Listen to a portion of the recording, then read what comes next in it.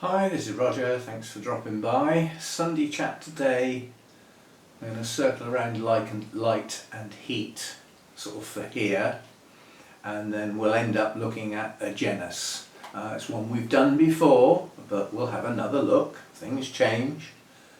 Might not be so many this time. No, only kidding. It's the same number, but things have changed. Yeah, light and heat. I've realised we've had dull days, we've had a lot of rain and stuff like that, so the way the sun hits the garden changes quite quickly this time of year, and I've noticed that the amount of the roof that the sun hits is now quite small. In addition to that, it's there for far less time, so I've lost my heat basically. It's just not there anymore. So, I mean, if I look at the temperature now, it's 21 in here. You know, it's middle of the day. Past weeks we've had 26, 27, 28. Yeah? So my heat's gone. So my cool growers are now in their element. Deces will love it. Masdevallias, things like that. Restrepias. So the cooler growers, my odontoglossums behind me, they're all happy now because they don't like that heat. But to match that heat, I got the little humidifier back in to keep the humidity high while I had that heat. Now the heat's gone, I don't want that humidity. Yeah? There's a difference, you know, sort of 80% humidity at 28 degrees is a steamy jungle. There's nothing wrong with that. 80% humidity at 21 degrees is over the top. Yeah? Liable to start getting mould growing. Well, I've already got that. Yeah, that's a point actually. They're starting to get the little black spots on the plastic again. And my rent's due the end of this month. And the last time my rent was due, I should have had a house inspection following on every 6 months, and it didn't happen. So I may get one this time. They may have switched to once a year. I don't know what they're doing. I'm not going to ask because it'll remind them. I can do without them.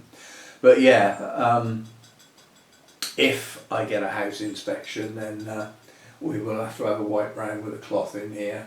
It shows noticeably up there. And probably around the bottom as well. So it's a bit of a faff to have to do it, but I don't have to do it often. And strangely enough, there's some mould growing in places at the bottom of the walls in the house, only downstairs. And I still think it's down to the fact that these, the foundations of these couple of properties, this area here, this was a wetland when they built on it. So all the houses had to be built up. And basically there's gaps underneath the houses, you know, they're raised to a degree, and I think the damp comes up through. You know, I've never had a house where this happens before, especially in the summer months. I suppose in the winter months the heating's on, so that might stop it. But anyway, I'm going to have a wipe round in places in the house as well. It's most noticeable in the downstairs toilet, which has no ventilation, no window, and the door's always shut. Yeah, so it's sort of, and it's just damp in there, I suppose. No form of heating, nothing, you know. It's more like a cupboard with a toilet in it. I use the upstairs one a lot. It's nicer up there, a nice bathroom. Yeah, so the heat in here is virtually gone. And if you think of the date, midsummer is the 21st of June, I think it is. So 2 months later is where we are now. So the sun would start generating heat 4 months ago, 2 months either side of the equinox. So that's my period where I get extra heat in the grow room when it's sunny. That's 4 months. The previous place, the growing season was 8 months. I've got half my main growing season here for anything that likes warmer temperatures, which is why I've changed what I grow to a degree. Now very soon we're going to be going down to the point where the heater comes on at night. We've had a couple of cold nights recently. It's coming back up again. They're just odd nights. They do the Cymbidiums, the world of good cold nights. Not seriously cold, just down sort of below 10 degrees, 8, 9 degrees, something like that. It's brilliant for the Cymbidiums. That'll encourage blooming, spiking, you know, generating those embryo spikes inside the bulbs as they mature. Yeah, I mean, very soon the Phalaenopsis that are in here are going to have to come out, which means they have to go in the house. There's very few places they can go. They could go on the bathroom windowsill, but it's only about that big. I might get some, I wouldn't get many up there. And then that means they're a pain in the whatnot to water, because I water everything here. Now the ones on the kitchen windowsill, I do actually water in the kitchen. I carry the bowl, you know, with whatever mix I'm using for them, out to the kitchen, and then back in here to do the ones that are in here. But you know, somewhere else for them, upstairs as well, is not ideal. It was suggested, which I might do, that I actually build a shelf in the kitchen. So like 2 uprights and a shelf across in the window. And then I've got another surface, so the shorter ones and the ones not in bloom can go underneath. And then I've got a shelf with some height above it for anything that might be in bloom. And room for the extra Phalaenopsis. If you think about it, I bought 8. I bought 4 mini Phalaenopsis, and then I bought another 4 at the discounted price. That's 8 new Phalaenopsis have got to go somewhere. They're not all out here. I mean, out here there's 1, 2, and 2 of the big ones. That's 4. Well, that's got a smashing spike on it. That's 4, 5, 6, and the bigger ones again. 7, 8. There's 8, 9. There's 9 Phalaenopsis out here. They've all got to go somewhere. Yeah. So it's got to be thought about. And making a shelf like that, 2 uprights and a shelf, is not a big deal, because it just means getting a board and, you know, cut a leg off and screw down into the legs and position them up against each side of the windowsill so that it fits nice and tight. It won't move then. It's not a big deal to make it, but I still have to get the wood, and it can stay as natural wood. I don't have to bother staining it or painting or anything, because it's only for the winter, you know. But then the winter effectively is 5 or 6 months, you know, when the temperatures out here would be too cold at night to do them any good anyway. I mean, I say that, sometimes the house goes down to 15 degrees at night when we get really cold weather, you know, when it's down below 0 and everything. The house gets really cold overnight. Helicopter. Now next weekend is the Bournemouth Air Show, and I believe it's the last one ever. And I think as the last one ever, I don't think it's going to be that successful. The Red Arrows, who normally perform on every day, it's either a 3 or, I think more recent years, it's been a 4-day event, and the Red Arrows, the star of the show obviously, have been there every day.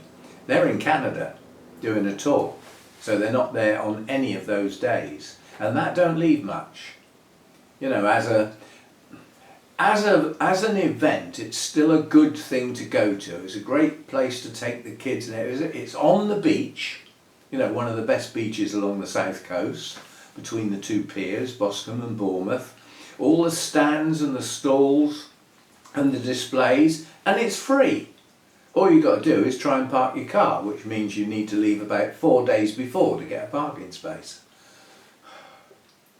It's been bad in previous years where one rude, ignorant person has parked on the pavement, and then everybody else has thought, oh, let's do that, and then the whole pavement is covered in cars, which means people with mobility scooters, mums with push chairs, they've all got to walk in the road.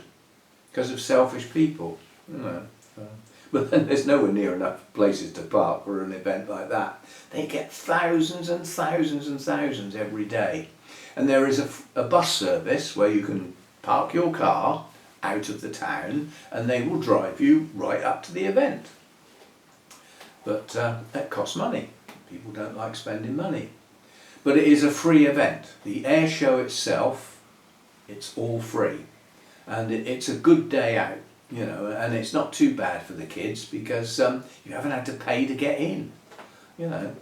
And then the air show is over the sea, basically, you know.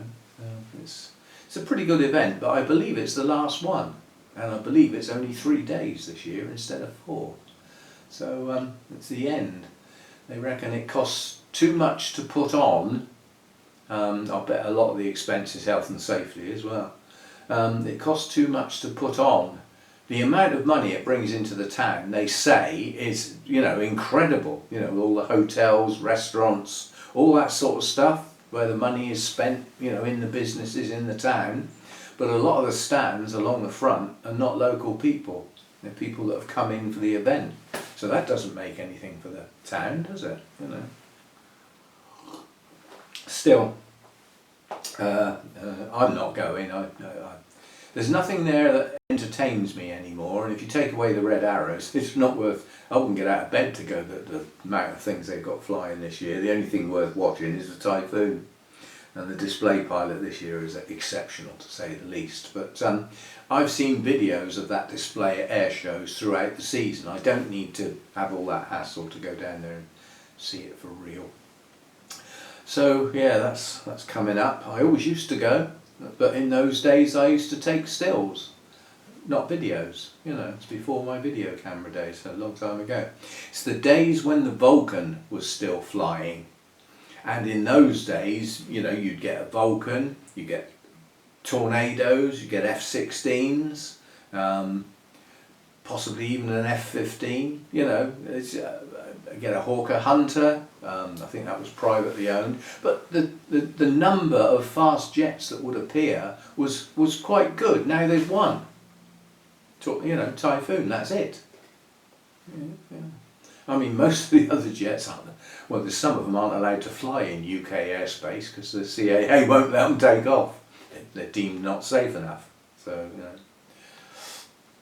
you know, still, things change, times change. It will be a strange thing to have a year without anything going on that seafront.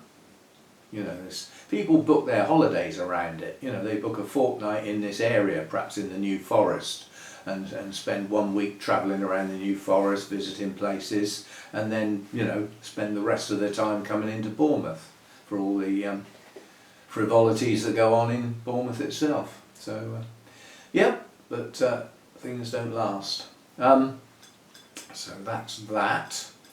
Yes, so things are changing in here.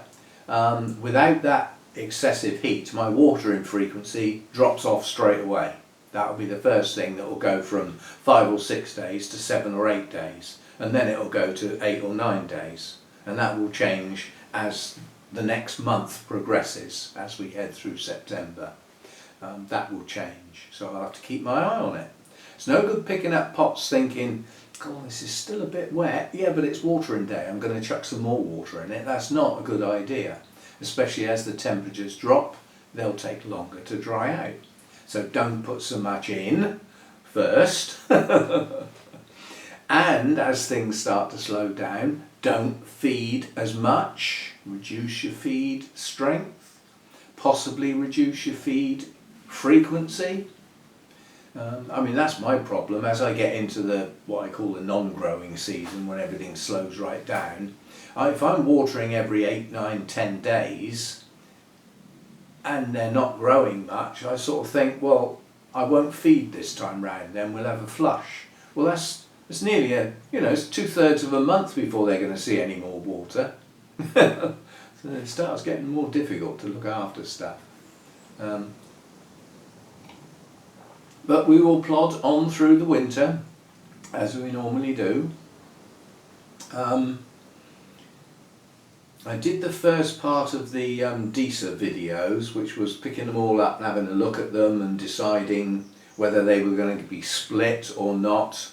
The other video that I did is ready to post, and talking of posting, I will possibly take a day off filming tomorrow, but as I've actually got a video ready to go, I might post it.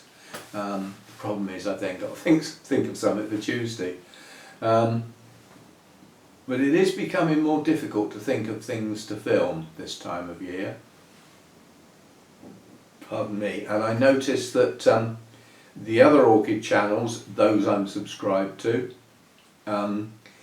people are not posting as often. I don't know whether it's because it's summer holidays or what it is, but people who post on a pretty regular basis are not posting as often. Some of their videos are shorter. I've also noticed on people who post regular, people like Nina, Ninja Orchid, post very regular. That's somebody who's keeping up with the number of things getting posted. The views are not necessarily as good as they have been. This is a slack period on YouTube, this sort of summer period. Things have dropped off. I mean, I won't do actual numbers, but my money this month from YouTube was half, just over half what I normally get. Apart from January and February, which is expected to drop right off, because obviously the advertisers, they've done all their stuff to get up to Christmas. January and February, they save a bit of money because nobody's spending anything on their products, so they cut right back. That's expected, but this period is strange. It would seem the number of people watching YouTube seems to be going down, or certainly in the orchid arena anyway. And as a consequence, people don't seem to be posting as often, and there's quite a few people that I've followed for years and years just seem to have stopped. Just not posting at all. I mean, I went through this morning all my subscribed orchid channels just to have a look and see what's going on. And there's some that haven't posted for 6 months, some a year. Well, I would effectively say they've gone. Is there any point still being subscribed? It looks like they've stopped posting altogether. So, yeah, it's strange at the moment. My views have dropped off a bit. I won't say dramatically, but they have dropped back a bit, which will explain why the money drops back. Without the views, there's no opportunity to watch the adverts. Without people watching the adverts, there's no money. So it's catch-22. Strange. But it's picked up a bit this last week. So hopefully as we get out the end of the holiday period, and we get back into, sort of September or October, heading towards Christmas, perhaps it'll all pick up again. I certainly hope so. Right, I'm going to have a look at a genus now, so I'll sign off because I need to get the plants out. I don't want to be going off camera, picking the plant up, putting it back and doing all that. I'll get them all out and then we'll have a look at them one at a time. Just have a chat about them. So it's a general look at a genus, the plants I've got, and a chat about each one, how it's doing or not, as the case might be. And in addition to that, a chat about general care for that genus, although in this particular case that's almost impossible because they're so variable. I mean, some are cooler growers, some are warmer growers, some are virtually terrestrials, some are epiphytes, some are lithophytes. You've got a hell of a variety in there, hell of a variety. Some like quite heavy shade, some like quite bright light. So you've got to go down to individual plants. So a care guide is almost impossible. Even though some people try. Yeah, so I'll close down. Oh, before I close down, another Jethro joke. You can have well, it's not a Jethro joke. Well, I suppose it is. It's more of a story. It's about a guy married for many, many years, and he's got a safe. And he's told his wife, "You must never, ever, ever look in my safe. That's private. It's nothing to do with you. You must not look in the safe. So one day he's been out playing golf. He comes home and his wife looks down like that. He said, "What's up?" She said, "I've looked in the safe." "I told you never to look in my safe." She said, "Well, I've done it now, and it's really strange because there's about £10,000 in cash in there and 3 eggs." "Yeah? Well, what's going on then? What are the eggs for?" And the guy hangs his head and he said, "Well, I'll be honest with you. Every time I've been unfaithful, I've put an egg in the safe." And she looks at him and she says, "Well, I suppose 3 times in 35 years is not bad going, I suppose." And he looks up and he said, "Well, strictly speaking, that's not true, because every time I get a dozen, I sell them, and that's where the money's come from." I liked it anyway, even if you don't. Right, let's have a look at some orchids. Okay, we're going to have a look at my Paphiopedilums. Now, generally speaking, I'm quite pleased with these. My attempts at growing them in the previous grow room were not very successful. At one point I had quite a collection, and I think they were virtually all hybrids, but I had some really attractive blooming blooms on those plants, but the plants were not successful. They never progressed. The best I seemed to get was a single fan that grew a new fan and the old fan died. I never managed to get a plant to sort of get going and actually have several fans and get some strength into it. And then a lot of them just faded away. So some were actually given or sold on to others before they got too bad, but they never did that well round here. Round here they're doing better. Not all of them, but most of them. So I won't exclude getting more. It is possible I will get some more.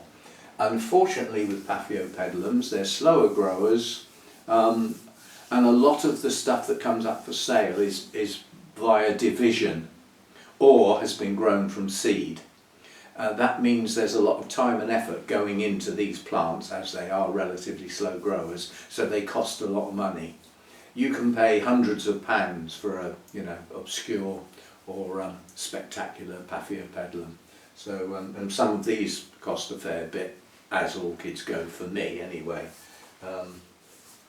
Anyway, we'll have a look. Now this is my little miniature one. This has bloomed, and this is Appletonianum, and it's got lovely patterned leaves. It's a nice little miniature, and it does have a new growth. It's incredibly slow, and so far I've got no roots showing in the pot. It's very reluctant to root, this one, and I've read that this one is difficult to get a decent root system on.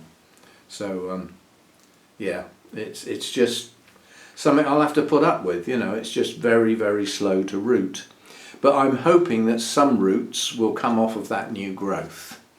As I said, it's a small plant. It's got a fan that hadn't bloomed, the fan on it that had a bud when I got it. I don't think it was actually open, we had to wait for it, but it was in bud, and now we've got the new growth. So at best, when that new growth pushes on and matures, hopefully all 3 fans will still be on the plant. But it's got 2 mature fans with no roots. Literally, I think there was 1 good root on it when I got it. So not so good, not so good.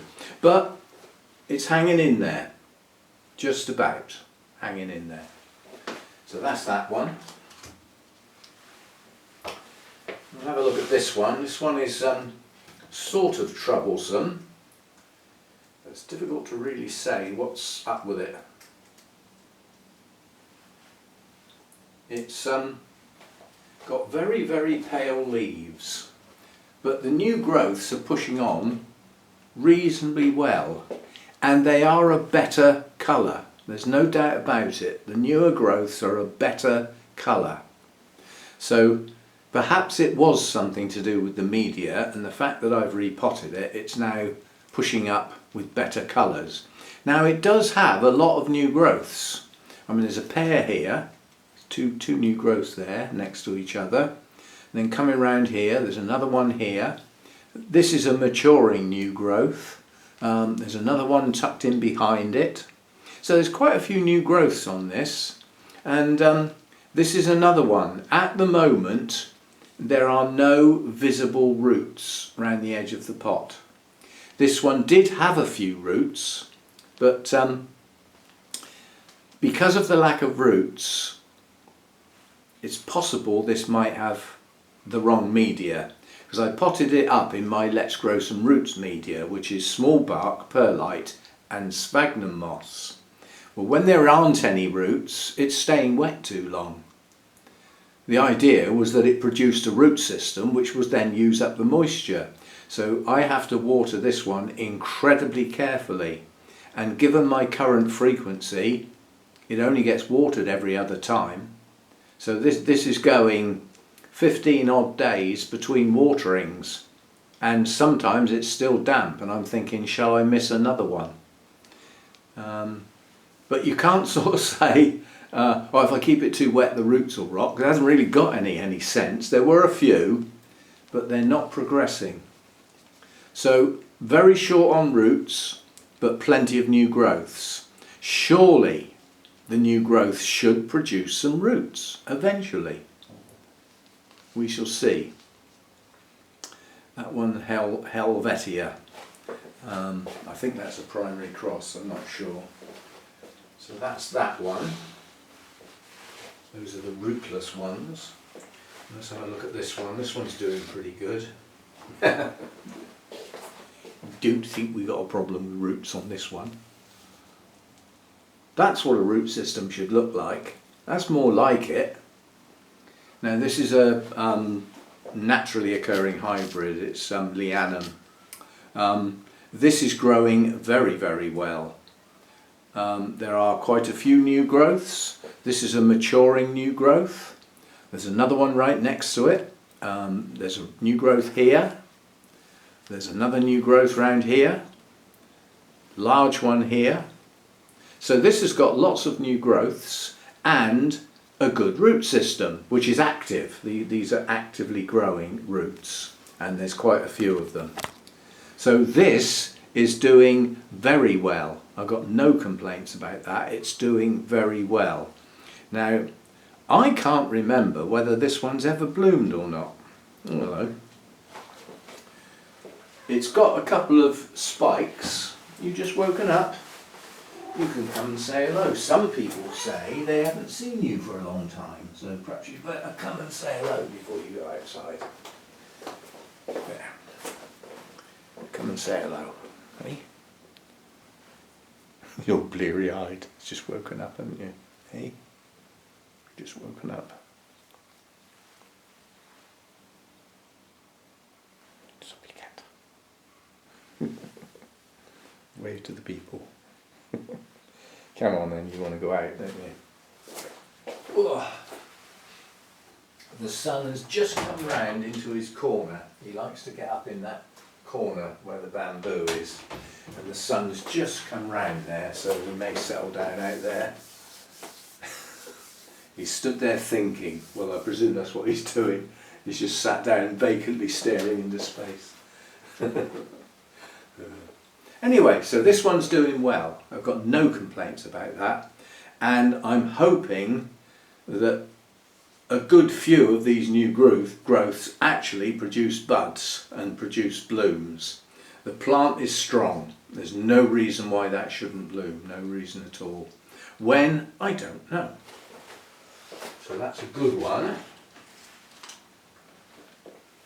Right, so then up here, this is another smaller plant, so this needs to gain some strength, and there's no tag on this one.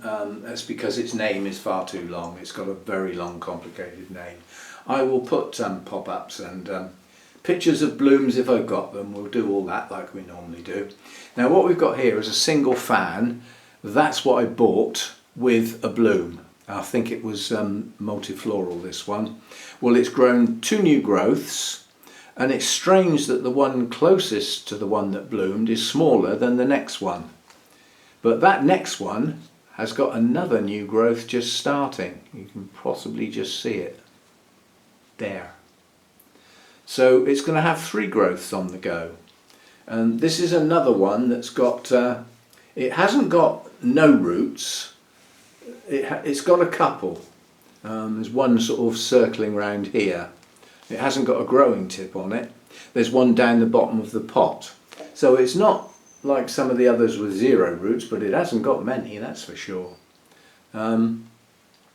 But this growth round here is pushing on, the one behind it's pushing on slowly but surely, and now we have sight of a possible 3rd new growth.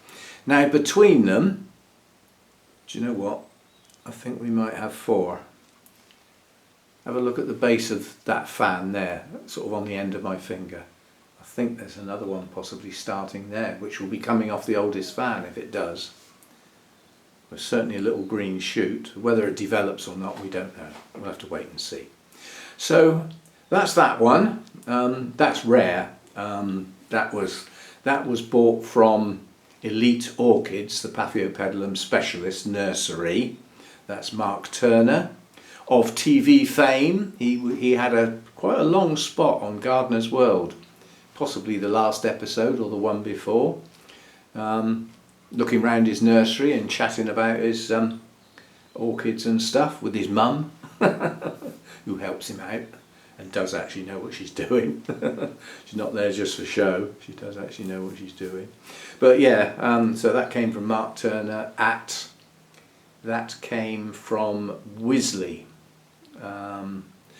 And it came from Wisley, and I bought it at the same time as I bought the expensive Odontoglossums, which was when people donated quite a lot of money for me to get some new orchids at that event. It's a while back now.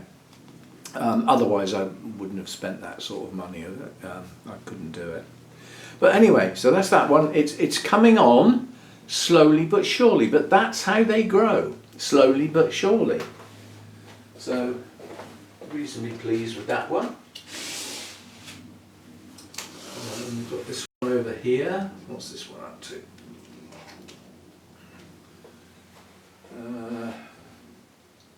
Oh, this is a relatively recent one, and it is Villosum variety Ambuinense. Don't take any notice of the price, I didn't pay for that. I didn't pay that for it, is what I mean. Now this one has got lots of roots. Whoops, I'm pointing them, I keep putting the pot in front of the screen instead of the camera lens. This has got lots of roots and lots of active root tips. Nothing wrong with that root system. It's actually filling the pot, so that's good. And as far as the plant's concerned, it was in bloom when I got it. So I think what we had was a previously bloomed fan, the oldest one. The next fan along was the one that was in bloom when I got it. And then since then, it's pushed up another new growth, which is pushing on quite nicely, opening up. But just the one. So this has only got one new growth, but it's got a pot full of roots. I don't think they were all generated by that one new growth. No, actually there's 2 new growths, so it's a pair. It's difficult to see. If you look at this one, the leaf I've got hold of, and follow it down, and then in front of it you can see another set of leaves. So it's got 2 new growths. It's just they have a habit of coming out from inside the base of the previous one. But there are 2 new growths and a nice root system, so very happy with that one. Yeah, that was bought at one of the Wessex Orchid Society shows that I was at, and that came from Lawrence Hobbs. Although he wasn't there, he's got a habit of doing that with our shows. He sends somebody else, or he arranges for one of us to meet him halfway and just like change vehicles. So he brings the plants halfway, we go and pick them up and sell them for him. a bit of a cheek, isn't it? But it's, you often get, as a seller, if you can only go to one show at once, then you might have to pick and choose, because there are shows that are both on the same day at different parts of the country. So he obviously wanted to maximise going to 2 shows, so you know, he went to one and sent his plants to another one, so that he was still joining in with 2 shows. Yeah, it means people at the Orchid Society don't get to take part in the show much, because they're dealing with his plants and his customers all the time. But as long as somebody's willing to do it, I suppose. So that one's doing okay. That are good. And then last but not least, there's not much to say about this one really. This is my best one by far. This is Blackjack, and we do have a bud which should be open soon. But it's a single bud, not a pair. You know, the last time it bloomed I had 2 buds and they both had 2 blooms on each. So it did exceptionally well last time. But this is the first of the new growths to bloom. And I mean, if you look at where that new growth is, there's another one here, another one here, and then coming round, we've got another one here, another one next to it. So there's a lot of new growths on here that are pushing on, and they haven't got to the stage of producing a bud yet. This is the most mature of the new growths. Others will follow, and some of the others are at the same stage, so should mature at the same time, which should mean at some point we do get more than one bloom at once. So yeah, I mean, that couldn't ask for a better root system than that. I mean, that's absolutely stunning. I've never had anything like that. That's absolutely stunning. Now this one, I think, could benefit if the roots will let go of the pot. It's solid, it's just solid roots. If the roots would let go of that pot, I think this might benefit from being potted on. So don't disturb the roots as such, or the media that's there. Just try and lift it out of the pot and put it in a bigger pot with some new media round the edges, so that it's got some extra media to get into. But at the moment it's happy. I certainly wouldn't want to disturb it anything more than lifting it out of the pot and potting it on. It hasn't been in the pot that long, it doesn't need repotting, but all these new growths are producing new roots and they're having trouble finding somewhere to go. I mean, there's a root here that's come round here and gone up and is about to come out the top of the pot. It's just growing upwards where it's got nowhere else to go. There's even some old roots. I mean, if you look here, there's an old root, old gnarly root here that's produced a new shoot. So that one's branched. Anyway, as I say, can't ask for any more than that. Then it's just a good one. And that was a spur of the moment purchase at Burnham's. You know, I've always said if I go to Burnham's, I don't like coming away without, you know, buying something. And I just like the look of that. I like the patterned leaves. I like the look of the blooms. I thought, oh, we'll have one of them. And I think that was the start of it, that one. That was let's have a go at some Paphiopedilums and see how I do, and that'll do to start me off. It wasn't expensive, and it was in bloom at the time. Well, when I got it, it'd be in my notes, I suppose. But yeah, you've got to go careful with care for these. Careful with your reading as well, because you will read in many places. I don't know who thought this expression up, but it's been plagiarised. People have nicked it and put it in so many books. I've read it all over the place. I've heard people say it on videos. Yeah, I've seen it on Facebook. And it's an expression, feed weekly, weekly. Obviously 2 different spellings, the week 7 days and weekly not strong. And as a generalistic bit of advice, I suppose it's okay, but it isn't, is it? You just stop and think it through.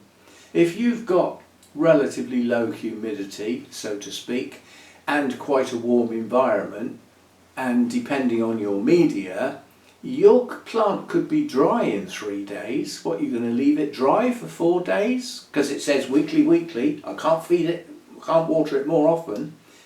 Chuck it away, that statement. And what about the other alternative? Perhaps you're cooler in winter, like me, yeah? And you get to your weekly, well, it's a week. I must water my path. It's still soaking wet from last time. What, you're going to pour some more in? It's a good way to rot a whole root system. So it's a daft expression, and there are expressions like that. Like a lot of the time you will read that these like heavy shade. No, not all of them. Some, yes.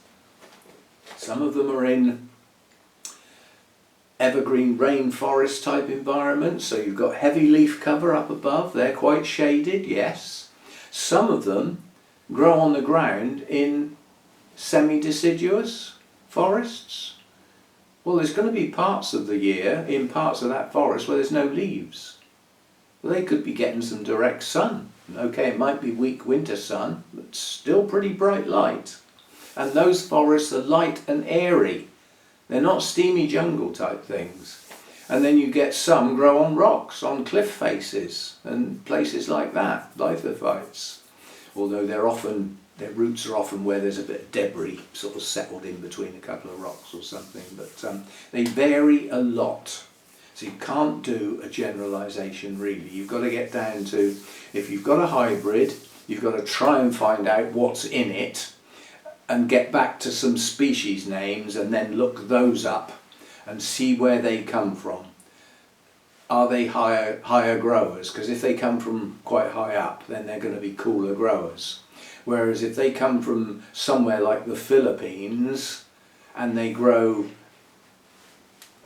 down low, you know, they're going to be warmer growers. So you've got to do a bit of work to try and find the best care.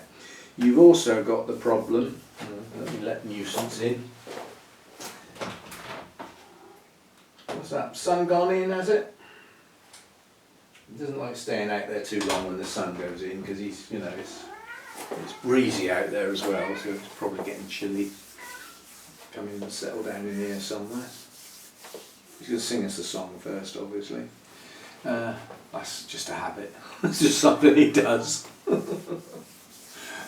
He does that when he goes upstairs as well. He gets to the 3rd stair from the top and he sits there and yowls for a bit before he goes up the last 3 stairs. It's some sort of habit he's got into. But, and he does it after he's had some food. He comes and sits in the kitchen doorway and has a bit of a sing as well. He spent the majority of his life, he had no voice. He never had a voice at all. He used to just open his mouth and sort of pretend. And he never had a meow or any sound at all apart from purring. And then it just suddenly started. No, it won't stop. Dark cat. But he is 20 now, 20 plus, so he's getting on a bit. But he's still with us, he's still eating well, he's still active, he can still run up the stairs. He does walk down rather carefully though. Well, then so do I, you know. Yeah, so care with Paphiopedilums needs to be a bit specific. Try and find out what you're looking at. And go steady with the pH advice that you will get. You know, you will get advice that they all need alkaline media, so you need to add some dolomite lime or something like that to the top of the pot, or crushed eggshells. All these old wives' recipes and old wives' tales in some cases for some of the Paphiopedilums that grow on limestone outcrops. That's good advice, but not for those that grow on the forest floor. That's not good advice. They're not in that type of pH. You know, they're in a more acidic environment. So go steady what you're doing with keeping your mix and your feed levels at alkaline values. So you're looking at 6.7 upwards, 6.8, 6.9, possibly even 7. Yeah, go steady with that because not all of them will appreciate it. And those that are more acidic lovers, Yeah, tend to grow in leaf litter and stuff like that where there's some decay going on. They won't appreciate it. However, those that do like that alkaline environment because of where they come from, they don't appreciate acidic environments or feed. Yeah. So again, you might not be able to do much about your media. I mean, it's like me, you know, I've got bark, moss and perlite. Well, as the moss starts to break down, there will be some acidity in the pot, which means I need to repot frequently. Keep that moss fresh if I keep the moss going. Because once I've got a root system, do they still need the moss? Or is bark and perlite fine? And bark breaks down much more slowly and will not be an acidic media for some time. But what's your feed? You know, if you've got one that likes a more acidic thing, then don't chuck your feed in at 6.7, 6.8. Get it down into the lower 6.23, something like that. Or even down below 6. I don't ever do that. I never go below 6. I do go down to 6 though. Most of the time I feed at a pH of around 6.5, 6.6 on the grounds that it starts off at that pH, but the pot will lower that pH before the moisture's gone. So the roots are going to be able to take advantage of a 6.6 feed that reduces down to possibly even below 6 before it's used up and some fresh comes in the top. So if I started with a low pH, that would still happen. So if I started at, you know, 5.9, 6, that's going to head down towards 5. Yeah? Well, they don't grow in stagnant bogs. You know, so just be practical. The Helvetia, I believe I ought to repot because it's quite heavy on the moss. And it's one that doesn't grow roots very well, and that media is possibly getting acidic now because they're probably a year ago they were potted, I can't remember. So we might have to do some work on these soon as far as the media is concerned. They're all growing.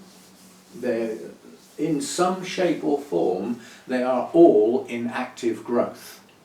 So repotting these at this time of year, heading towards autumn, is not that bad. I know everybody sort of, oh no, you should do it in spring as they come into active growth. These are in active growth. Which is more important, the time of year or whether they're in active growth? By the time we get to spring, they might be blooming and not growing at all. Yeah? So do it at plant level. Look at your plant, think of how long it's been in that media. What is the media? Now, as I said, there was a lot of let's grow some roots attached to when these were potted up. Well, those that still haven't grown good roots may not like the media they're in, and that's why they're not doing a good root system. So it might be worth a change. Get rid of most of the moss, if not all of it. Yeah? And you know, those that are growing well and filling their pots up, they're probably okay for a bit, but they might need potting on, so we'll have a think about that. As far as light is concerned with these, mine seem to be growing in my medium light. So they're not on a top shelf, they're not in the high light situations, they're not up the far end of the grow room, up the door end, which is where the brightest light is. And during that summer period that I was on about, those periods when the sun comes halfway across the roof at an angle, up that end is very bright. You know, that's the only filtration on that sun is this plastic roofing. Otherwise it would be direct sun. So that's a very bright area. They're not in that. They're away from that, and they're one shelf down. And the one that's the pale colour, that's been moved down to the next shelf. So that's on a bottom shelf. Because I thought perhaps that really is just getting too much light. Could be the media that's affecting it, could be both. So that one got put down to the next shelf down. It's on the same shelf as my Restrepias that are shade lovers. You know, It's funny actually, they will actually grow in quite good light. So are they shade lovers? Where you find them, where they grow in the wild, they're in pretty good shade, yeah. But yeah, I've often said with light in this country, it's our eyes just adapt, you know. But our light level is not the same as in the tropics. It just isn't. It's not as bright. It's not as intense, you know. And we're heading down now to the number of hours in the day that match the tropics, which sounds great, doesn't it? Yeah, but it's not as intense as their light. So although we might be getting 13, 14 hours, it's not 13, 14 hours of their light level. It's a lesser light level. So the equivalent is not as much light as they would be getting in their home environment. So, you know, you need to go steady about just how much shade you think a plant might need. Right. Anyway, that will do for today, and thanks for support on the channel in whatever form. Specifically, as I was discussing early, watching the videos is good stuff. Watch some of the adverts. That's how the money changes hands. That's how you can get a spanner and wheedle some of the money out of YouTube and actually give it to the people who provide your entertainment, the creators, because without them there is no YouTube. YouTube just sit there going, counting the money. Yeah?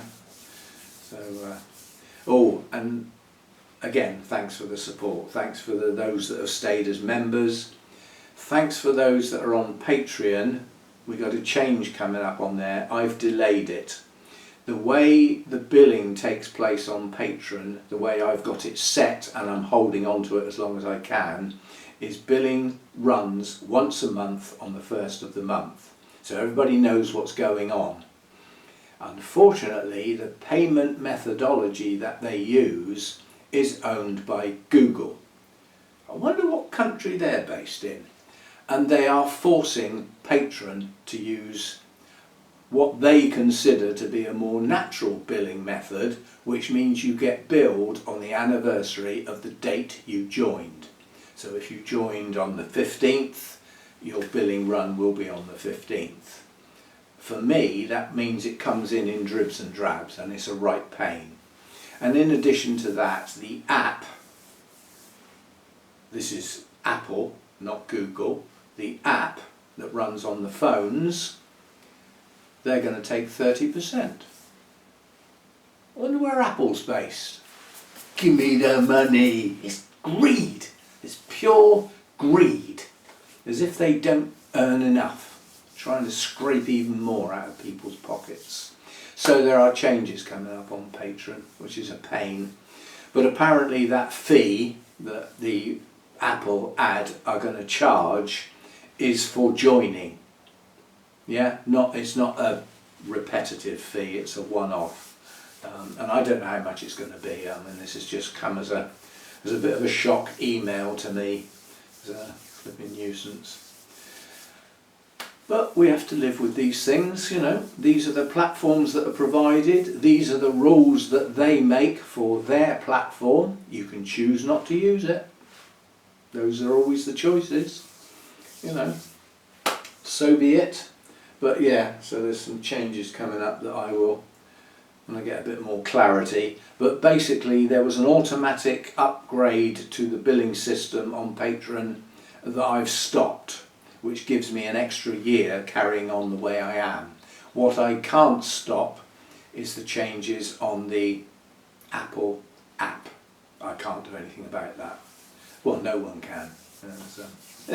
It's what I've said. I've done my best for as long as I can remember to avoid anything that's got a little eye on the front of it, because I don't like the greed and I don't like the way the company operates in the... But their phones are brilliant, aren't they? Yeah, you try using anything that's not to do with Apple on that phone and you'll come up against a brick wall. Same on people who buy the tablets and things like that are Apple based. You can't use anything that's not really Apple. They try and block you every single time so that you have to buy from them. There's a name for that, and in most cases the government in this country will step in and stop it. Monopoly. Yeah. Still, I can't do anything about it. I always say, only worry about stuff you can change. The stuff you can't change, just give yourself a headache that you can do without. Right, so that'll do for today, but thanks for the support of the channel in whatever form. Remember the old buy me a coffee. If a video pops up that tickles your fancy, so to speak, buy me a coffee is a one-off donation, like leaving a tip. You know, you have a good meal in a restaurant, you leave a tip in the plate, don't you? All that sort of stuff. Some places won't let you leave unless you've left a tip. I would rather they adjusted the prices and made the tip optional. I don't like a compulsory 10% service charge. Just put it on the prices. Because it makes it sound like you're being forced to do something you might not have wanted to do, which you are, because you might not have had a good service. Yeah? That way you leave a tip when you've had something good. That's what the Buy Me a Coffee's for. And as I said, the Patreon and the YouTube membership are other ways of contributing. And the other one I keep forgetting is the, I think they're called Super Chats. But every now and again, it doesn't happen often on my channel anyway, you get, I look down the comments, you know, first thing in the morning, bleary-eyed, dressing gown, coffee, and suddenly there's a comment that's like bright green, big banner across there, and it means somebody's bought a chat, and it comes up in big bright letters and the donation that they've actually said. So I think it's called Super Chat, and it's just another one-off type thing, yeah. So, but it's a one-off that lets everybody know you've done it. Now, I've got no problem with that. If that's what you want to do, that's how to do it. If you do it on the Buy Me a Coffee, nobody will ever know apart from me. Whereas if you do it as a Super Chat, then everybody will know your channel name and how much you donated. And it's appreciated whatever you do. I appreciate it in all shapes and forms. But remember the basics. You can still subscribe if you're not subscribed, that helps. But I will say some YouTubers get a bit obsessed with the subscribing thing. The number of subscribers needs to be going up for YouTube not to ignore you. If your number of subscribers is dropping, you're losing more than you're gaining, the YouTube are just not really going to push you to the front of any searches, because they think your channel's going downhill, and they don't want to give that to people because there must be a reason for it possibly going downhill. They don't want to put that type of video in front of people. It could put them off staying on YouTube. So it's not good if the numbers are going down, providing they're creeping upwards. I mean, mine creep upwards in a steady fashion. We'll be up to 16,000 soon. We're heading there. We're up into the 15.9 something or other, so it won't be long, possibly sometime this week, this coming week. But the thing that does matter is the views, number of views on a video, and how long those views are for, and how much of a video is watched before anybody bails out. Those are important to YouTube, as is that, the thumbs up. Conscious effort to say you've liked the video, and it's just there under your nose. Have you done it yet? Oh right, I will leave you on another little joke, sort of, although you will have to think about it. It's one of those jokes that goes down a path and suddenly veers off. I got this auntie, and she's called Jean, yeah? And she's got a sister who's called Jean. And they both had daughters, and they called them Jean. And they all decided to go to the disco. And when they got there, the man on the door said, "Stop. You're all wearing trainers." See you next time. Bye for now.